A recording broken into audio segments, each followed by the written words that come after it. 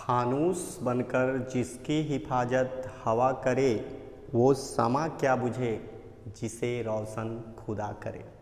ठीक, समा यानी रोशनी यानी कि दीपक। देखिए, रोशनी ही हमारी आँखों की सबसे महत्वपूर्ण ऊर्जा है जो हम वस्तुओं को देखते। ये प्रकाश है, पिछली बार हम पढ़ चुके हैं।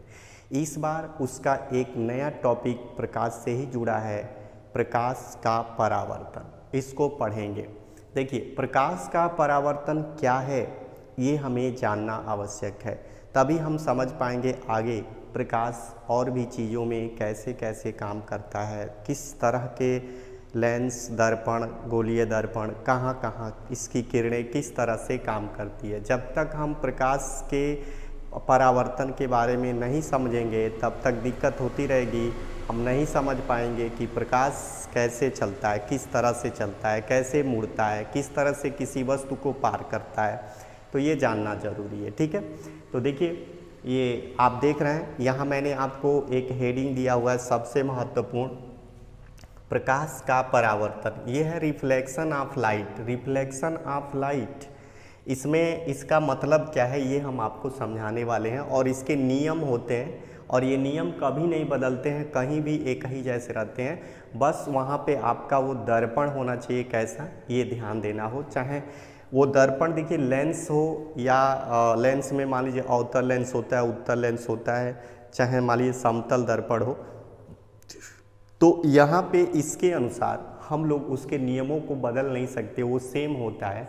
आप अभी पढ़ेंगे। देखिए यहाँ पे देख रहे हैं आप कि चित्र में ध्यान से देखिए, इसको बोलते हैं आपतित किरण यानी आने वाली किरण। ये परावर्तित किरण, जाने वाली किरण। ऊपर से आप देख रहे हैं एक सीधा अभिलंब यानी इस पे 90 डिग्री का कोण बना रहा है। ये जो जगह देख रहे हैं आप 90 डिग्री का इधर कोण बना रहा है, फिर इधर भी कोण बना रहा है। और ये M1 M2 यानी एक मिरर है, दर्पण है, इसको हम कह सकते हैं समतल दर्पण। ठीक, तो ये समतल दर्पण है। तो यहाँ से किरण आकर के फिर उसी माध्यम में वापस लौट जा रही है, मतलब जिस माध्यम से आई है टकरा के पुनः घूम के उसी माध्यम में चली गई है। और इसमें सबसे बड़ी खासियत ये होती है कि ये जैसे आती है अभिलंब से जितना कोण बना रही है, देखिए यहाँ लिखा हुआ है आपतन कोण, उतना ही कोण बनाते हुए बगल वाले अभिलंब के क्षेत्र से परावर्तित किरण निकलती है, उसको बोलते हैं परावर्तन कोण। यानी कि इसमें आने वाला कोण और जाने वाला कोण अभिलंब के बगल वाला सेम होता है, एक बराबर होता है। इसमें देखिए समतल दर्पण में इसमें एक चीज़ सीखना है कि प्रकाश का परावर्तन क्या है, ये समझना जरूरी है। इस चित्र को आप ध्यान से समझ लीजिएगा।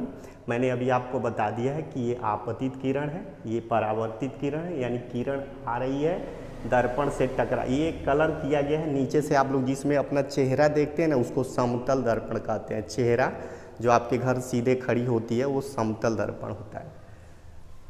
तो समतल दर्पण में क्या होता है, देखिए नीचे पीछे से हिस्सा कलर किया गया होता है। समतल दर्पण में पीछे वाला हिस्सा आपका कलर होता है। तो जो पीछे वाला हिस्सा कलर होता है तो क्या होता है, यानी कि उसमें आप अपना चेहरा देख सकते हैं। तो उसी तरह से कि हमें उसका प्रतिबिंब स्पष्ट दिखता है। तो जब समतल दर्पण होता है और पीछे से कलर होता है तो उसमें जब किरण आती है तो बाहर नहीं निकल पाती है, फिर टकरा करके वापस चली जाती है। और उसमें एक अभिलंब, ये कल्पना किया जाता है कि अभिलंब है यानी 90 अंश का कोण बनाता है। तो ये देखा जाता है कि इधर से आने वाली किरणें और पुनः उसी माध्यम में वापस जाने वाली किरणें यानी परावर्तित किरण, आपतित किरण, इनके बीच अभिलंब से जो कोण बनता है दोनों में सेम होता है। यानी कि आपतन कोण आने वाली किरण से बना अभिलंब के बगल में कोण आपतन कोण, और जाने वाला अभिलंब के बगल में बना परावर्तित किरण के परावर्तन कोण, दोनों बराबर होते हैं। आपतन कोण और परावर्तन कोण दोनों बराबर होते हैं। देखिए आपतन किरण और परावर्तित किरण, ये दो, आपतित किरण और परावर्तित किरण एक ही माध्यम में वापस चली जाती है। इसका परिभाषा हम समझेंगे। प्रकाश का परावर्तन, रिफ्लेक्शन ऑफ लाइट, जब प्रकाश की किरण किसी चमकदार पृष्ठ से टकराकर पुनः उसी माध्यम में वापस चली जाती है तो उसको प्रकाश का परावर्तन कहते हैं। जैसे समझिए कि आप लोग गांव में हम लोग बहुत खेले हैं, हम लोग दर्पण ले लेते थे और क्या करते थे ना, कहीं खड़े हो जाते थे धूप में और उसकी किरणें आती थी और किसी के मुंह पे ऐसे ऐसे चकमक चकमक करते थे, अगले की आंख पे रोशनी जाती और चकमक आ जाता था। यानी क्या है इसका मतलब कि उधर से जो किरण आ रही थी दर्पण से टकरा के उस आदमी के मुंह तक जा रहा था।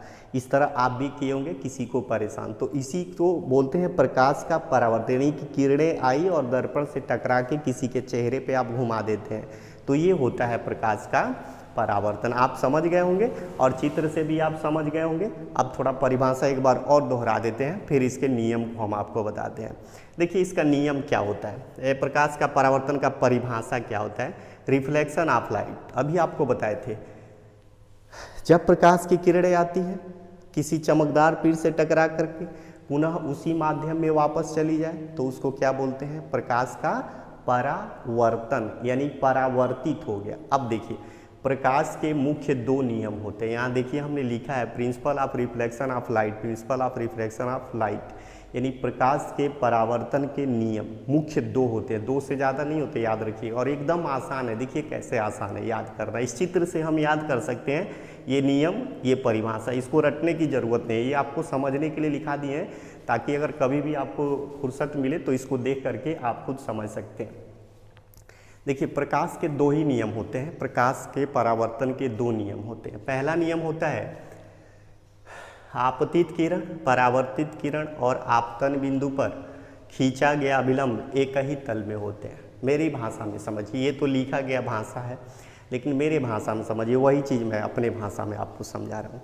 देखिए आपतित किरण, परावर्तित किरण और अभिलंब, देखिए तीनों एक ही बिंदु पे मिल रहे हैं कि नहीं, इसको बोलेंगे आपतन बिंदु, यानी आने वाली किरण, यहाँ से फिर वापस जाने वाली किरण और अभिलंब तीनों एक बिंदु पर मिलते हैं। तो ये हो गया पहला नियम, आपतन किरण, परावर्तित किरण और अभिलंब तीनों एक ही बिंदु पे मिलते हैं। दूसरा नियम क्या है, आपतन कोण और परावर्तन कोण दोनों बराबर होते हैं। अभी आपको बताएंगे, अभिलंब के इस साइड और आपतित किरण के इस साइड का जो आई कोण देख रहे हैं इसको आपतन कोण बोलेंगे, आर जो देख रहे हैं इसको परावर्तन कोण बोलेंगे। इन दोनों का अभिलंब से मान लिया जाए तो दोनों बराबर होते हैं। तो यहाँ देखिए लिखा गया है आपतन कोण और परावर्तन कोण आपस में बराबर होते हैं, यानी आपतन कोण आई बराबर परावर्तन कोण आर। तो ये होता है प्रकाश का परावर्तन। अगले वीडियो में हम लोग मिलेंगे, उसमें हम आपको बताएंगे दर्पण, गोलीय दर्पण, समतल दर्पण, अवतल उत्तल, इसके बारे में पढ़ा जाएगा।